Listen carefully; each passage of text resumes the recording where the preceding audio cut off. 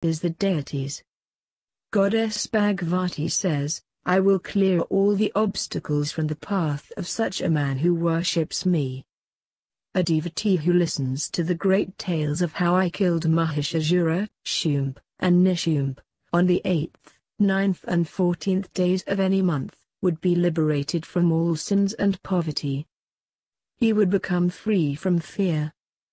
A devotee must listen to my divine tales during all the religious ceremonies like making sacrifice, worship and performing yajna. By doing this, all his enemies will be eliminated. A man who remembers me when faced with dangerous situation remains protected by me. After blessing the deities, Goddess Bhagavati disappeared from their sight. All the demons, which had survived after the killings of Shumb and Nishumb, went to the netherworld to save their lives. Goddess Bhagavati blesses Saurat and Devshaya. The sage says, O King, I have described in detail about the greatness of Goddess Bhagavati, who is the creator of this universe.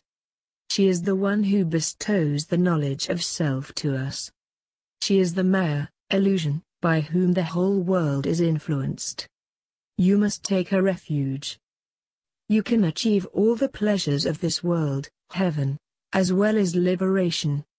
King Saurat and Devshaya went to do their penance. While doing their penance, they chanted the mantras of Devi. Secta. They made an earthen idol of Bhagavati and worshipped it by offering flowers, dhup etc.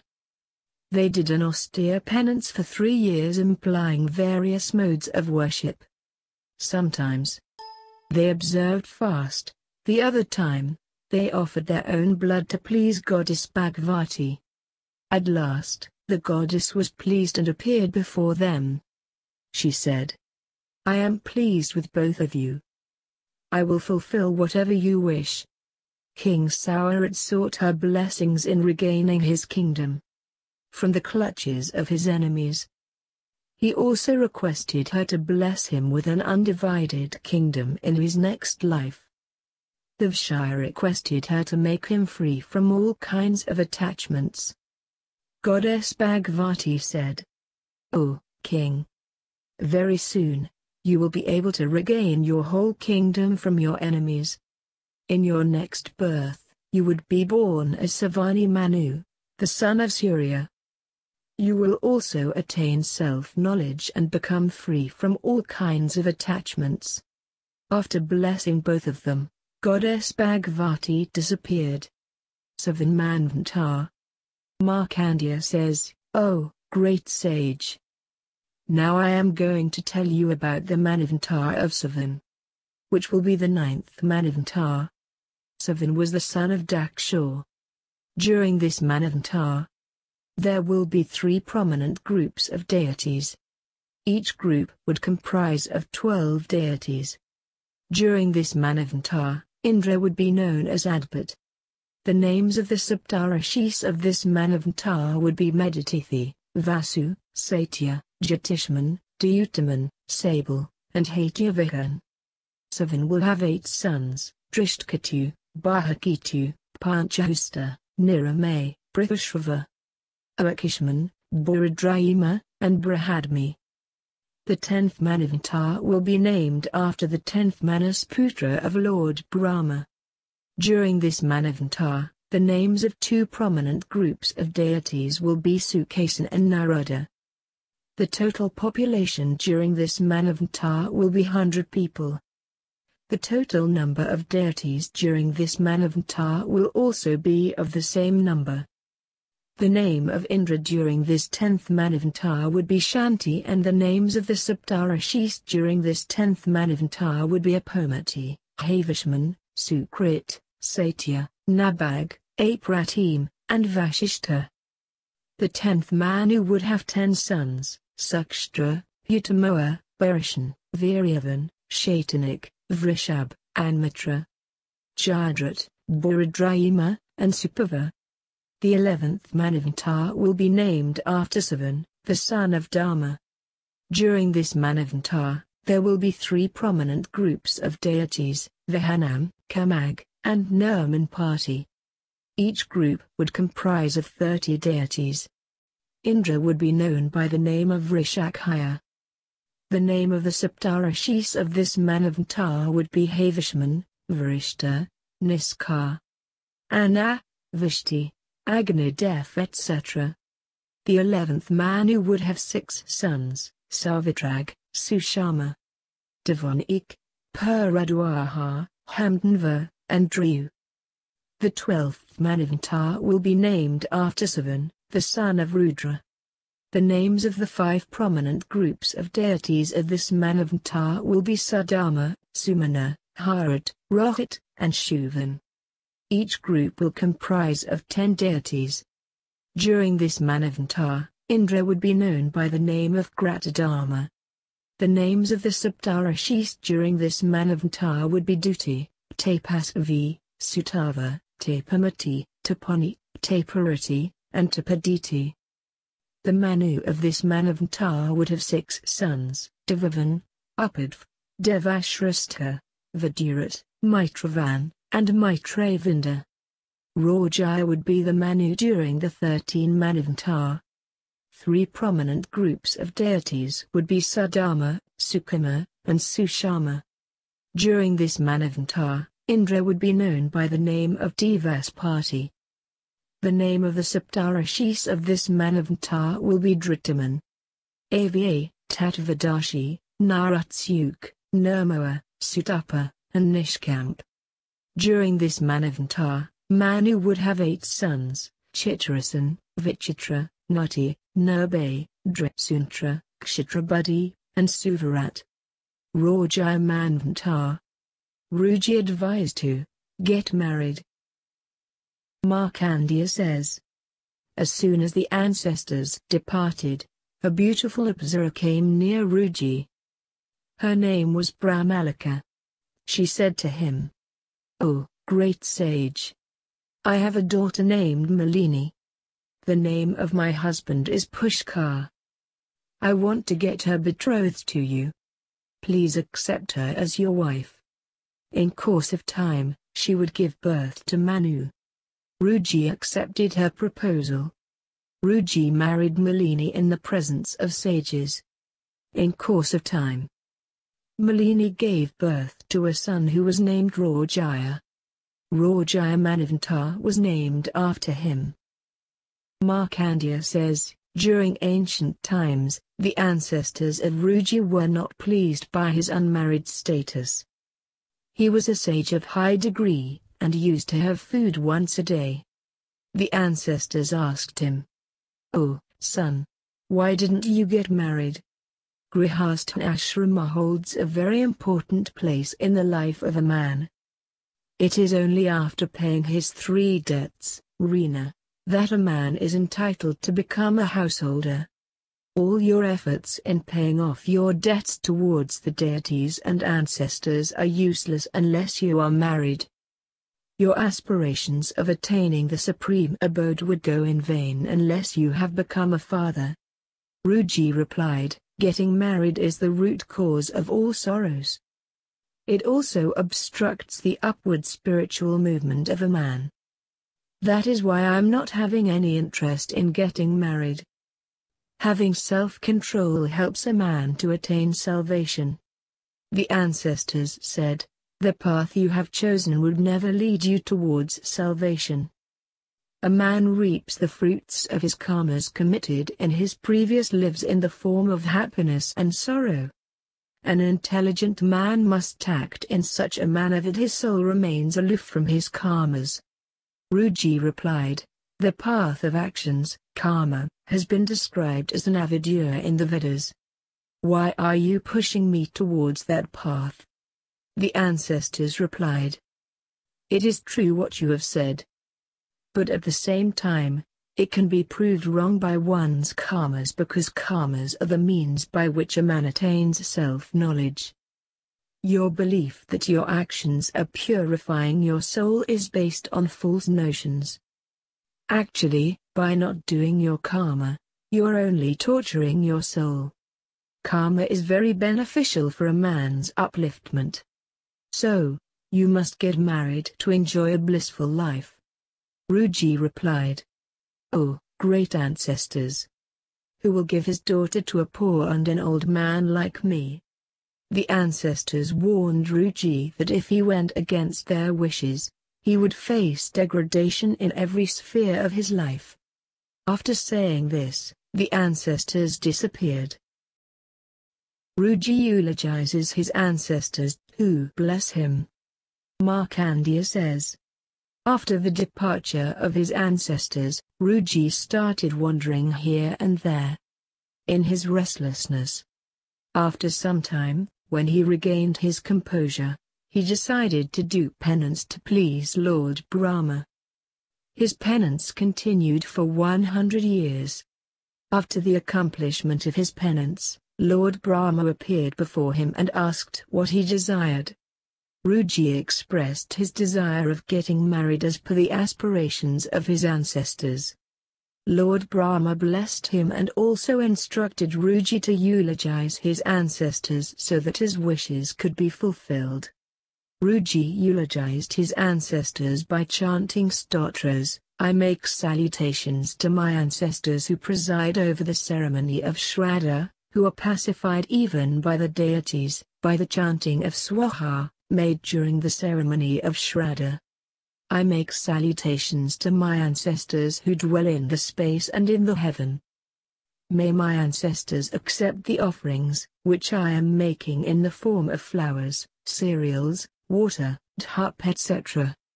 Markandeya says, hardly had Ruji accomplished his eulogy of the ancestors, a very bright effulgence appeared in front of him, who were in fact his ancestors. They said, "Demand any boon." Ruji replied, "Lord Brahma has instructed me to enhance the process of creation. So I need a wife for that purpose." The ancestors said, "Here at this very place, you will find a very beautiful wife. She would give birth to Rajaya. You two would become very famous as Prajapati because of your numerous sons and you will attain salvation in the end." After blessing Ruji, the ancestors departed for heaven. The beginning of Bhautiya Manvantar. Markandeya says, "Now I am going to tell you about the origin of Bhautiya Manvantar." Sage Angira had a disciple named Bhuti. He was short-tempered in nature and used to curse anybody at the earliest opportunity. Everybody including the deities like Indra, Vayu, Surya etc., were scared of him. Nobody went against his wishes and followed his commands. Bhuti had no children and commenced a rigorous penance to achieve one. But still, his aspiration remained unfulfilled.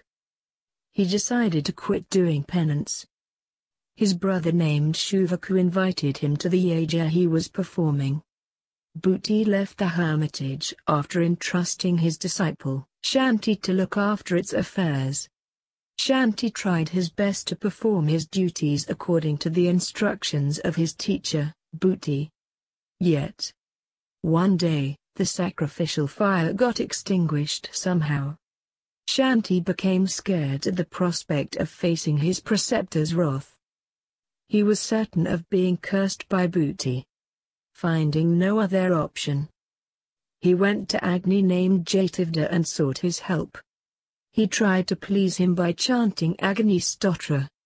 He eulogized Agni in many ways. He said, "Oh, Agni, the first of all creations, I need your blessings. Without you, the yajna cannot be performed. All the Vedas are full of praise for you. The deities as well as the demons try to pacify you by making offerings to you." The deity Agni became extremely pleased by Shanti's eulogy and appeared before him. He asked Shanti to express his desire. Shanti requested Agni to reignite the sacrificial fire, which had gone off, so that he does not have to face the wrath of his guru. He then requested Agni to bless his guru with a son having all the good qualities. Agni was very much pleased by Shanti's devotion towards his guru. He said, "Your guru Bhuti would have a son named Bhautya after whom the Manavantar would be named." After blessing him, Agni disappeared. Shanti returned to his hermitage and was very pleased to see the sacrificial fire burning. In the meantime, his guru Bhuti arrived. His guru was very pleased with the sincerity of Shanti with which he performed his duties in his absence. Bhuti said, "Oh, son. I don't understand the reason why my heart is overwhelmed with love. Love is alien to my nature. If you are cognizant of the reason, please tell me." Then Shanti narrated the whole story. Bhuti was very pleased by his devotion. He taught all the Vedas to Shanti. In course of time, Bhautya was born to him. He was the Manu of the Bhautya Manavantar. During this Manavantar, there would be 5 prominent groups of deities: Chaksush, Kanishth, Pavitra, Brajya, and Duravrit. During this Manavantar, Indra would be known as Shachi. The names of the Saptarishis would be Agni, Agnibayu, Sachi, Mukt, Madhav, Shukra, and Ajit. Bhautya Manu would have 10 sons: Gamba, Brahma, Bharata, Anugraha, Sramani, Pratir, Vishnu, Sankraman, and Subal. A man who listens to the tales of all the 14 Manvantaras is not only blessed but becomes liberated from all his sins. Birth of Markandeya. Lord Brahma had created Daksha from the thumb of his right hand. Daksha's wife was created from the thumb of Brahma's left hand. Daksha had a daughter named Aditi. Markandeya was the son of Aditi and his father was Kashyapa. Kraustuki asked, "Oh, Lord, why did Vivasvant Surya took birth as the son of Kashyapa?" Markandeya says, during the initial phase of creation, when nothing existed, except a large egg, Lord Brahma manifested inside that egg. Subsequently, he came out from that egg. At that time, a loud sound of Om came out from his mouth. From this sound of Omkar, were created Ba, Bhuva and in the end Swa. These are 3 mystic words are the forms of Surya. After that, 3 more mystic words were created, Maha, Jan, and Tapa, each of the former word being grosser than the latter one. In the end, the word Satya was created, which was the grossest of all. These 7 mystic words related with the Omkar illustrate the gross and the subtle forms of Vivasvan. Manifestation of the sun god Aditya and the Vedas.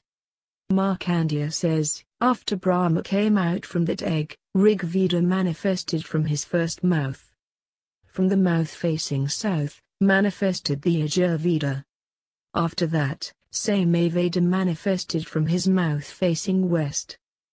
In the end, Atharvaveda came out from the mouth facing north. The Rigveda symbolizes the Rajoguna while the Yajurveda symbolizes the Sattvaguna. Samaveda comprises of Tamoguna whereas Atharvaveda is the mixture of Sattva and Tamoguna. The manifestation of the Vedas had illuminated the whole atmosphere. But the manifestation of Omkar overlapped their radiance and covered all the Vedas. At last, the radiance of the Vedas got united with that of the Omkar. The Rigveda symbolizes the form of Brahma during the period of creation while Yajurveda symbolizes Lord Vishnu during the whole period of nurturing. Samaveda is symbolical of Rudra at the time of annihilation. Markandeya says, in the beginning of the creation, Surya shed unbearable amount of heat. This made the process of creation very difficult. Lord Brahma became worried. He thought, due to the extreme heat of the sun, all the water on this earth is getting evaporated. If this continues to happen, then how would the creatures survive? Lord Brahma eulogized Surya to please him. He said, I make salutations to Surya, who is the object of contemplation of great sages, who is the source of all energy. O Surya! It is only because of you that I can create, nurture and annihilate. You are the protector of this universe created from the Panchatattvas. Please subdue your radiance so that I can commence my creation. Vivasvant Surya became very pleased by Brahma's eulogy and subdued his radiance. Thus, it became possible for Lord Brahma to begin his creation. He created the deities, demons, human beings, animals, vegetation etc., in the same way as he had done in earlier kalpas. Progenies of Kashyapa and Aditi's eulogy of Dwarka. Markandeya says, Lord Brahma, after having created the universe, divided the earth into various islands. He also created the oceans and the mountains. Marichi, the son of Brahma, was the father of Kashyapa. Kashyapa was married to the 10 daughters of Daksha.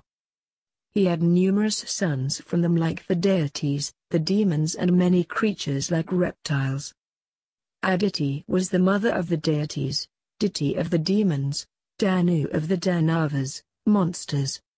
Vinata gave birth to Garuda and Arun. Ravasa was the mother of Yakshas and the Rakshasas, Kadru of the Nagas.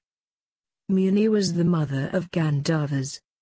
Krodha was the mother of Kulyavaganas, Rishtu of Apsaras. Ira was the mother of the elephants and Tamra was the mother of Shini. Ila gave birth to all the vegetation while Prada gave birth to the insects. The earth was inhabited with the progenies of Aditi's sons. Lord Brahma had made the deities masters of all the 3 worlds. This decision of Brahma had made the Daityas, Danavas and Rakshasas very angry. They got united and started causing obstacles in the path of the deities. A great battle was fought between the deities and the demons, in which the deities were defeated. Aditi, the mother of the deities, became very sad. She did a rigorous penance to please the sun god.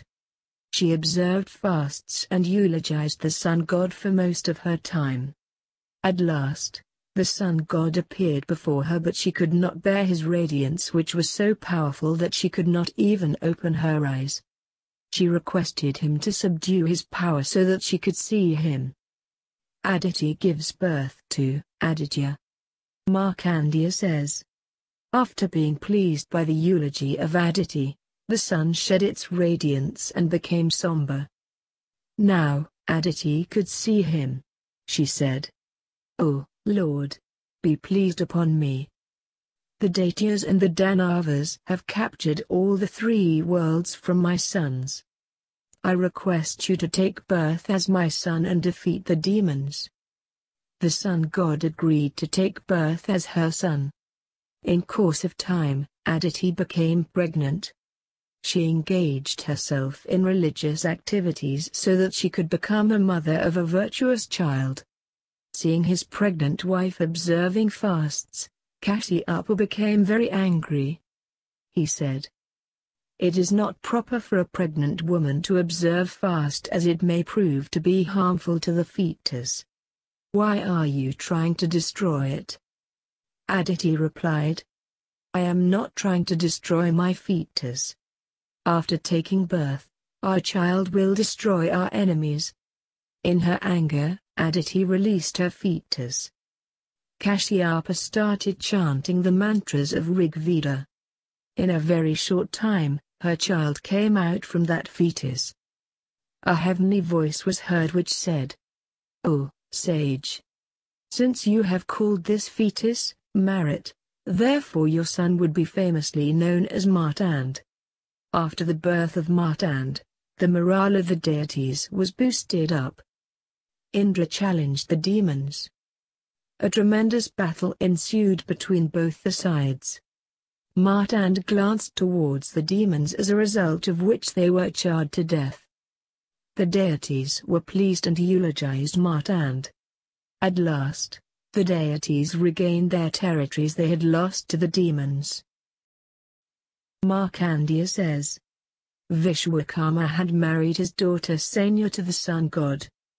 But being unable to face the unbearable radiance of the sun, she went to do penance after instructing her shadow to perform the duties of an ideal wife on her behalf. Ultimately, she returned back to her husband only after Vishwakarma had subdued the radiance of the sun god. Vishwakarma then eulogized the sun god by saying, I make salutations to the sun god whose existence is beneficial for the whole universe. I make salutations to one whose own origin remains a mystery and who enables our eyes to see.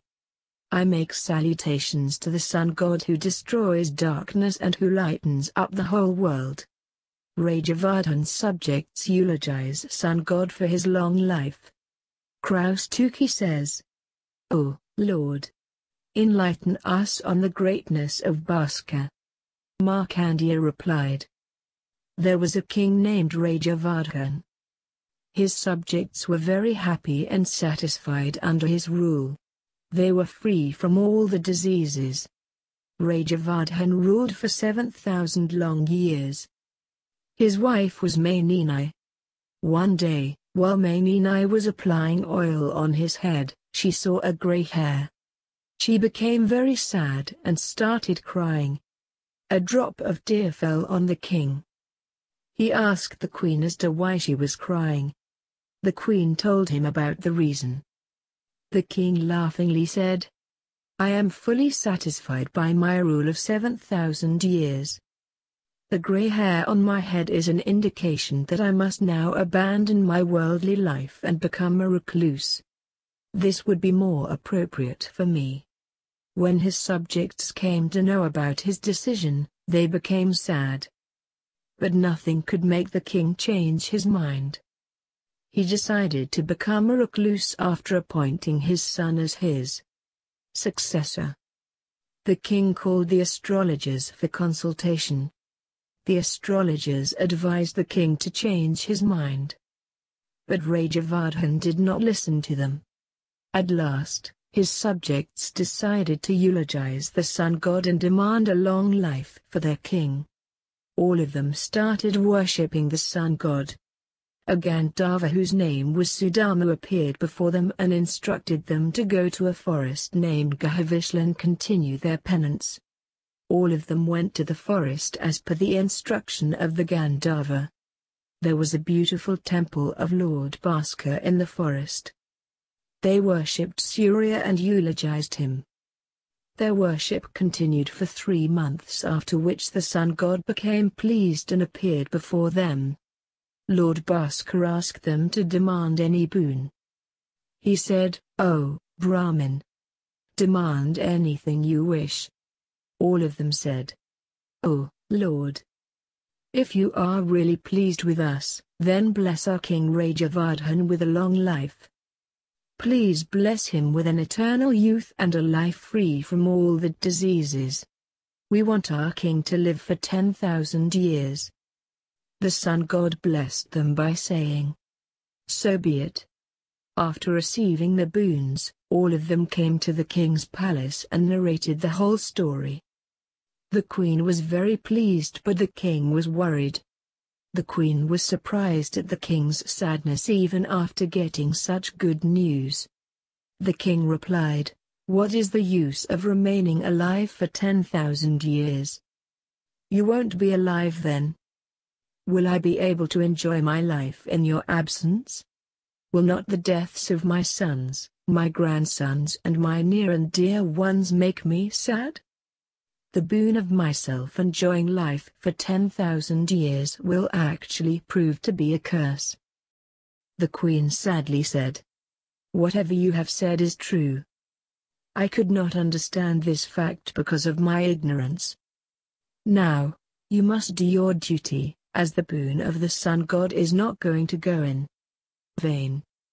The king decided to go to the mountain Prabhuti and do penance. He wanted to receive a boon from sun god, which enabled all his subjects and his relatives to remain alive as long as he lived.